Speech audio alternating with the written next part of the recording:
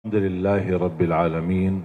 أشهد أن لا إله إلا الله وحده لا شريك له ولي الصالحين، وأشهد أن سيدنا ونبينا محمدا عبده ورسوله الصادق الأمين. اللهم صل وسلم وبارك على سيدنا محمد وعلى آله وصحبه ومن تبعهم بإحسان إلى يوم الدين. سبحانك لا علم لنا إلا ما علمتنا إنك أنت العليم الحكيم. Bapak Ibu jamaah sekalian dimuliakan Allah Subhanahu wa taala.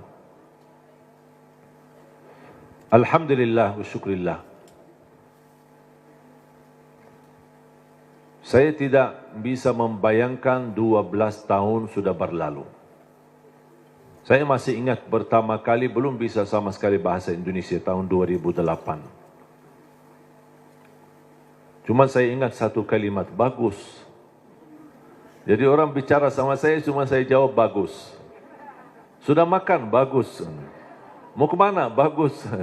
Jadi saya artikan semua bagus. Dan selalu saya berdoa, ya Allah tolong bantulah saya supaya bisa bahasa Indonesia yang bisa difahami. Kira-kira Bapak Ibu faham gak sekarang? Berarti doa saya sudah kabul. Karena itu doa saya tidak pernah belajar sekolah Indonesia atau kursus bahasa Indonesia atau dari kamus. Nah, cuman hanya bergaul, duduk, dengar, sering saya dengar, alhamdulillah bisa hafal.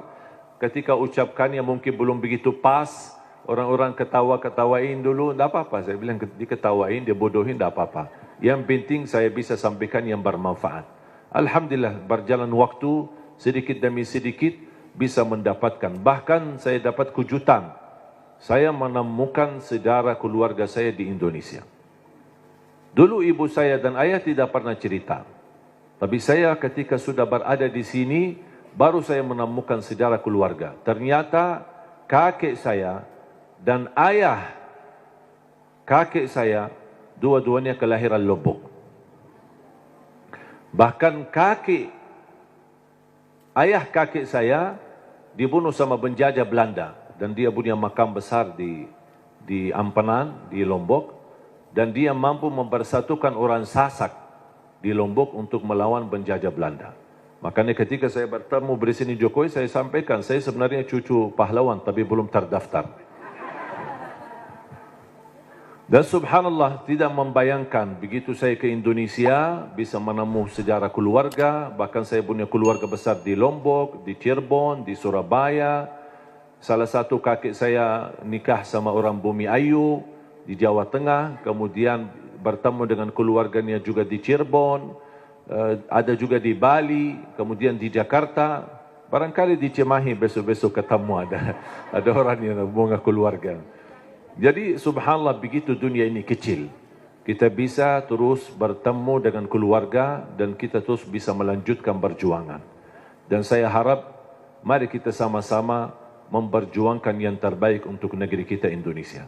Karena mohon maaf, yang kita besok bawa pulang ada dua hal. Ketika kita mati, yang kita bisa bawa hanya amal saleh. Yang kedua, ketika kita mati, yang tersisa di dalam dunia ini hanya nama baik kita. Tidak ada yang lain. Ketika tersebut nama kita, semua orang mau mendoakan. Semoga Allah ampuni, ya Allah. Luar biasa perjuangan orang itu. Luar biasa dia memberi yang terbaik. Orang politisi, orang ekonomi, orang siapapun, dimanapun posisimu. Tolong beri yang terbaik. Karena itulah yang akan mengharumi namamu ketika kita sudah besok meninggal dunia. Dan di alam kubur, yang masuk sama kita adalah amal salih.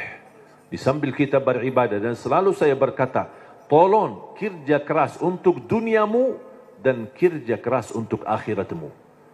Jangan hanya akhirat tapi lupa dunia. Dunia harus maju, harus berhadapan, harus bisa menjadi terang, menerang yang bisa membangun Indonesia. Dan bisa menjadikan Indonesia negara terhormat. Bisa menjadikan Indonesia negara yang diperhatikan oleh dunia. Karena kemajuannya, kebersatuannya. Dan alhamdulillah kita diberikan banyak anugerah dari Allah Subhanahu Wa Taala. Dari hasil bumi, dari hasil tanam-tanaman, dari hasil luar biasa. saya selalu berkata, wallahi negeri Arab kalah sama negeri Indonesia dengan sumber alamnya dan kekayaannya. Kalau dikumpulkan seluruh negara Arab, masih lebih kaya Indonesia. Mungkin karena kita tidak merasa kekayaan itu, mungkin karena belum bersyukurlah. Kekurangan syukur kita dan salah gunakan nikmat itu akhirnya tidak terasa. Padahal kekayaan yang Allah anugerahkan untuk negeri kita Indonesia luar biasa. Dan mudah-mudahan kita bisa dan mampu Allah hantarkan kepada kita, insya Allah, seorang orang wakil rakyat di Dewan Pemerintahan, di Dewan DPR, MPR dan juga di DPRD. Mudah-mudahan semua orang-orang yang diberikan oleh Allah SWT kemudahan dan kemuliaan yang mereka mampu menjalani tugasnya dan memberi yang terbaik, yang insya Allah balasannya terharum nama baik mereka dan nama keluarga mereka dan mendapatkan balasannya di hari kiamat di hadapan Allah Subhanahu wa taala. 3 poin yang saya ingin sampaikan. Yang pertama, tolong jangan lewat satu hari tidak membaca Al-Quran. Belum bisa baca, simak. Dengar. Masih merasa bacanya belum begitu lancar, tak apa-apa, dengar. Karena pahalanya sama. Yang membaca maupun yang simak, pahalanya sama. Setiap satu huruf dapat 10 kebaikan. Ini bukan kata saya, tapi kata Rasulullah sallallahu alaihi wasallam. Man qara harfan min kitabillah falahu hasanah wal hasanatu bi 10 amthaliha. Barang siapa yang membaca kitabullah satu huruf saja dapat 1 kebaikan, dan 1 kebaikan pula dilipat oleh Allah menjadi 10 kebaikan. Alif lam mim bukan 1 huruf, tapi alif 1 huruf, lam 1 huruf, mim 1 huruf. Bayangkan jemaah, Bismillahirrahmanirrahim 19 huruf dikali 10 190. Dari segi baca 19, tapi tulisan pahala 190. Dan setahu saya tidak ada amalan yang bisa memberikan pahala berhuruf hanya Al-Quran. Injil, Taurat, Zabur, Suhufi Ibrahim wa Musa, hadis Qudsi, hadis Nabawi, tidak ada. Salat 10 kali lipat, tapi dari total salat. Tidak dihitung setiap rukuk, sujud, bacaan dalam salat, tidak. Dihitung total salat. 5 waktu dapat 50. Sebagaimana diperintahkan di awal 50 kali salat. Tapi Al-Quran satu-satunya ibadah yang nilai pahalanya berhuruf, bersatu huruf. Dan menurut saya ini promo yang paling istimewa dari Allah. Paham bu promo? Biasanya ibu-ibu yang tahu promo. Ada enggak di pasar promo? Kalau kita misal mau belanja, ditawarkan. Ini beli misal gelas 1, dapat gratis 1. Beli 2 botol minyak goreng, dapat gratis 1. Ada kan? Atau beli misal 2 botol mie goreng, minyak goreng, dapat 1 dus, mie goreng lah misalnya. Ada kan? Itu kan namanya promo. Pernah enggak Bapak Ibu bertemu dengan promo, beli 1 botol minyak goreng, dapat 10 gratis. Ada enggak promo begitu? Pasti merugi kan?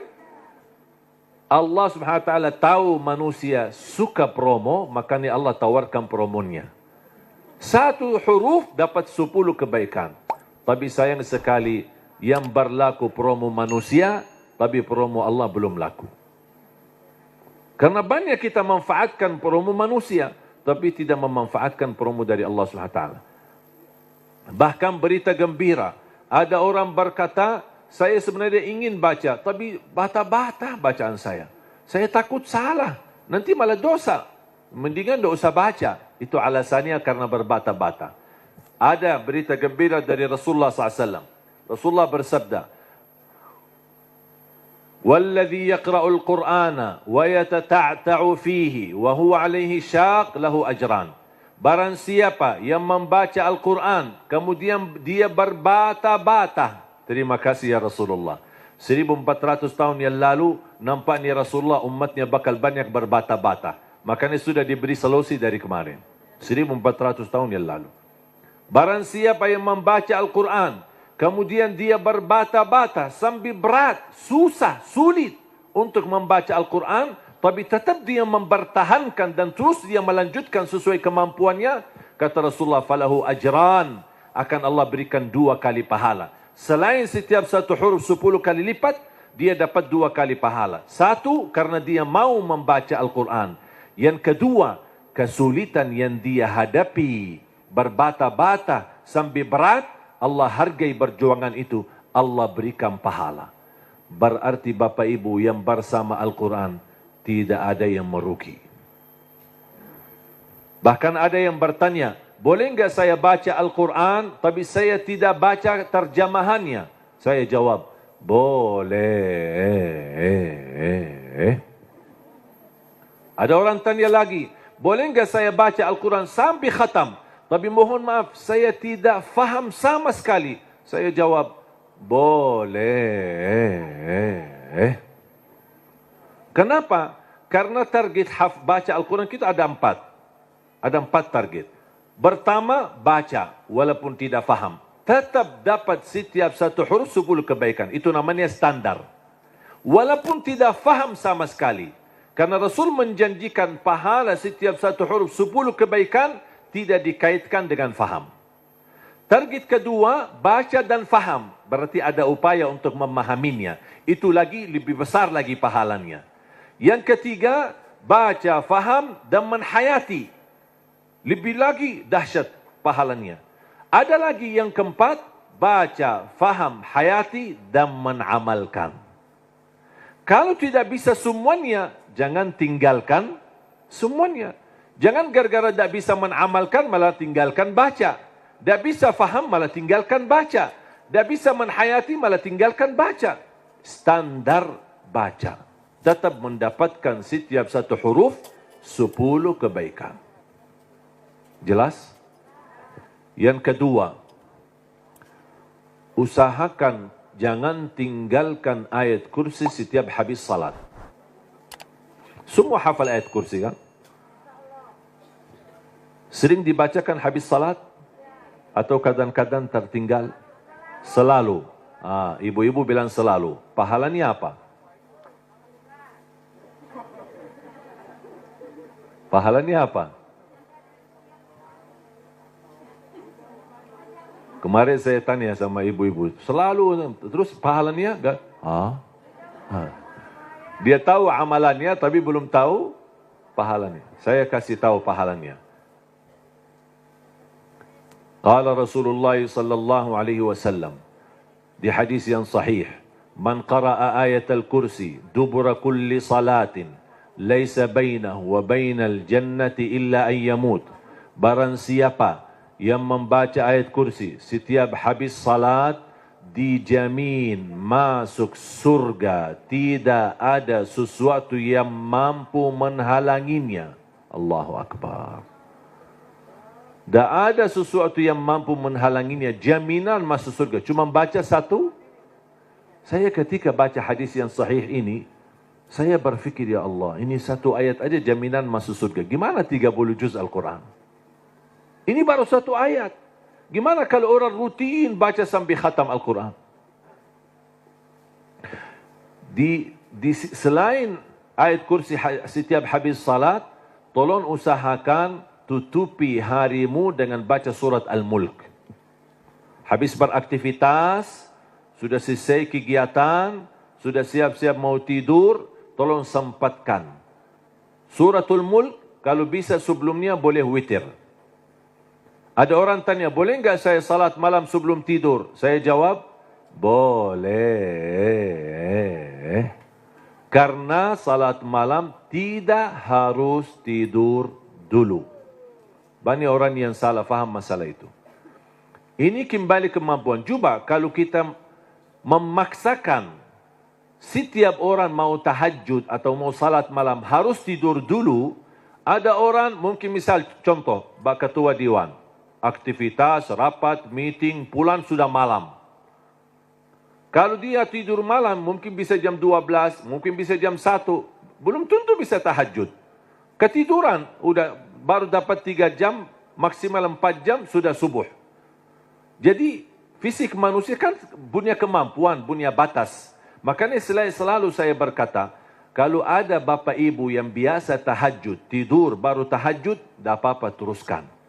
Tapi kalau masih belum terbiasa, tolong amankan walaupun 2 rakaat. Amankan walaupun 2 rakaat. Niat salat malam, niat salat hajat, lihat sunnah taubat. Silahkan, apapun niatnya boleh. Habis salat 2 rakaat, tambah 1 rakaat witir boleh, atau 3 rakaat. Sekali salam witir, atau bisa 2 rakaat salam baru 1 rakaat. Terserah, mau 3 sekaligus, 1 kali tahiyat, atau bisa dipisahkan 2 baru 1. Baru habis itu tidur. Kenapa? Seandainya belum sempat bangun dan ketiduran sampai subuh, sudah tertulis namamu ahli tahajud. Sudah tunaikan salat, apalagi witir. Minimal, saya selalu tekankan, minimal jaga witir. Dan mohon maaf, ini bukan wasiat saya, tapi Rasulullah. Tidak ada yang dari saya. Dari saku saya tidak ada. Semua dari Rasulullah SAW. Apa kata Rasulullah kepada Abu Hurairah? Abu Hurairah berkata, Rasulullah menwasiat, awsani khalili wa an utira qabla an anam. Rasulullah menwasiatkan aku jaga witir sebelum tidur, kata Rasulullah kepada Abu Hurairah. Bahkan Umar bin Khattab ketika ditanya, kenapa suka witir sebelum tidur? Kata beliau, saya takut tidur dan meninggal dunia dalam keadaan tidur belum witir. Makanya amankan witirmu. Inna Allah witir, yuhibbul witir, fa'autiru. Allah maha witir, Allah cinta witir. Jagalah witir. Dan salah satu sunnah yang Rasul tidak pernah tinggalkan adalah sunnah witir. Tidak pernah tinggalkan, sehat, sakit, musafir, dimanapun berada. Selalu jaga witir. Dan sunnah yang kedua, sunnah subuh. Sesudah azan, sebelum salat wajib, ada sunnahnya. Bahkan di menurut mazhab Abi Hanifah, sunnah subuh itu dianggap wajib. Selain Abu Hanifah dianggap sunnah. Memang dia sunnah, tetapi hampir sunnah, tapi martabatnya seperti martabat wajib. Karena sunnah subuh, pahalanya lebih besar daripada dunia dan seisinya. Saya berkata, subhanallah, ini baru pahala sunnahnya. Kira-kira gimana yang wajibnya salat subuh? Habis sudah laksanakan witir, mau tidur, tolong bacakan suratul mulk. Belum lancar bacaanmu, setelkan. Dari HP boleh, atau CD murattal, suratul mulk, atau dari YouTube. Sudah alhamdulillah puluhan bahkan ratusan ribu murattal. Tinggal milih apa yang kita suka. Sambil kita di tempat tidur, berbaring, kita bisa dengar suratul mulk. Kenapa disuruh baca suratul mulk? Apalagi di ujung aktivitas kita. Seandainya malam itu meninggal dunia, sudah dapat jaminan selamat dari siksa kubur. Suratul mulk, jaminan selamat dari siksa kubur. Yang terakhir, sedekah. Yang pertama, jangan lewat satu hari tidak baca Quran. Yang kedua, ayat kursi setiap habis salat, termasuk jaga suratul mulk. Kalau bisa sebelumnya jaga witir. Terus sekarang yang ketiga, sedekah. Terutama sedekah subuh. Terutama sedekah subuh. Saya sudah sering membahas dahsyat sedekah subuh. Saya yakin Bapak Ibu, semua para hadirin, saya yakin orang yang suka bersedekah. Tapi ada yang satu sering tertinggal. Doa habis sedekah. Atau doa di saat sedekah. Tahu enggak Bapak Ibu, doa di saat sedekah termasuk doa makbul? Tapi kadang-kadang kotak amal lewat, kita isi tapi tidak doa. Sering kita lupa doa itu. Padahal bisa, ya Allah aku mohon dengan berkat sedekah ini, titipkan pahala sedekah ini untuk kedua orang tuaku. Ya Allah aku mohon dengan berkat sedekah ini, sembuhkan penyakitku kalau lagi sakit. Ya Allah dengan berkat sedekah ini, mudahkan urusanku. Apapun hajat kita, luar biasa dahsyat sedekah. Termasuk sedekah subuh. Dan saya sudah buat ada tausiah, ceramah. Mungkin Bapak Ibu nanti habis acara berkenan, bisa lihat di channel YouTube kami, namanya Dahsyat Sedekah Subuh. Saya sudah bahas satu tausiah, khusus hanya membahas keutamaan dan manfaat daripada sedekah subuh. Dan sedekah setiap waktu dan setiap saat ada manfaatnya. Tapi lebih istimewa di waktu subuh, itu lebih dahsyat. Bisa Bapak Ibu, saya tidak akan bongkar apa isinya dan apa rahasianya. Bisa Bapak Ibu nanti lihat di YouTube. Sedekah menjaminkan husnul khatimah. Sedekah menjaminkan selamat dari kematian kecelakaan.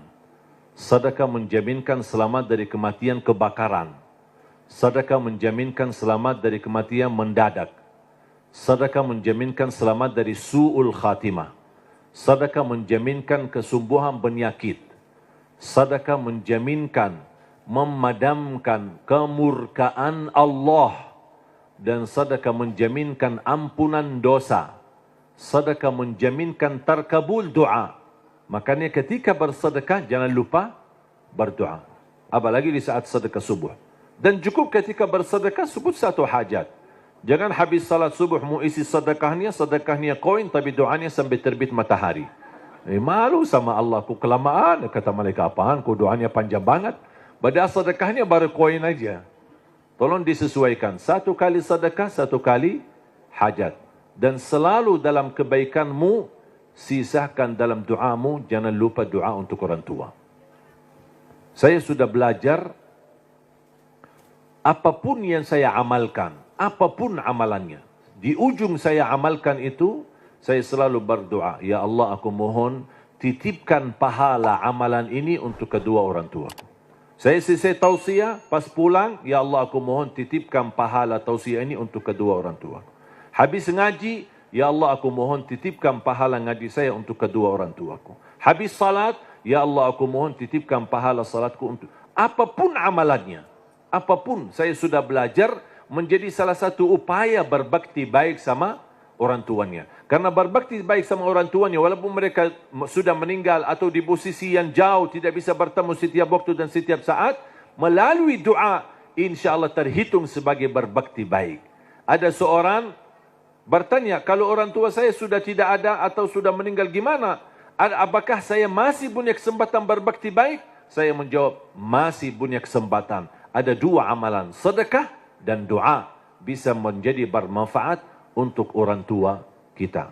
Dan semoga kita bisa bersama-sama, kita selalu niatkan dan doa untuk orang tua. Mudah-mudahan kekurangan kita di masa mereka berada, mungkin kita sebagai anak, namanya anak muda, di masa dulu mungkin banyak membuat orang tua sakit hati, menyakiti perasaan mereka. Namanya anak-anak, tidak merasa dan tidak menyadari.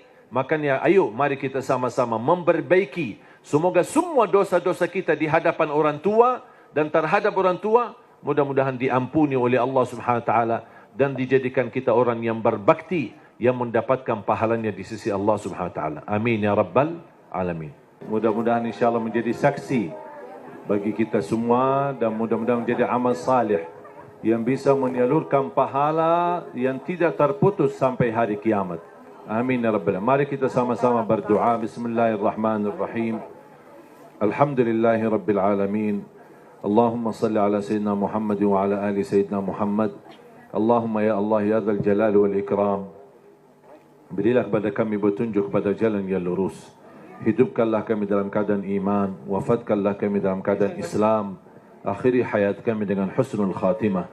Jadikan kami semua serta keluarga kami ahlul Quran, pencinta Al-Quran, penghafal Al-Quran, yang mendapatkan syafaatnya Al-Quran. Ya Allah, lancarkan upaya dan ikhtiar Majlis Nurun Nisa ini bersama Yayasanmu di Luhur. Ya Allah, jadikan perjuangan mereka menjadi amal salih yang diterima di sisimu. Dan jadikan tempat ini menjadi tempat pusatnya cahaya yang menyebarkan rahmatan lil alamin, yang membawa keberkahan, yang menjadi pusat pendidikan agama, yang bisa memfasilitasi akhlak yang mulia ya rabbal alamin. Allahumma ighfir lana wa liwalidina wa li jami'il muslimina wal mu'minat al ahya'i minhum wal amwat. Allahumma ya Allah, atas izinmu kami bersama-sama bertemu di majlis ini, di dalam acara ini. Anugerahkan kepada kami kemuliaan, sama-sama bertemu kembali di dalam surgamu ya Allah bersama Nabi Muhammad sallallahu alaihi wasallam. Rabbana taqabbal minna innaka antas samiul alim wa tub alaina innaka antat tawwabur rahim. Rabbana atina fid dunya hasanah وفي الآخرة حسنة وقنا عذاب النار. وصلى الله على سيدنا ونبينا محمد وعلى آله وصحبه وبارك وسلم، والحمد لله رب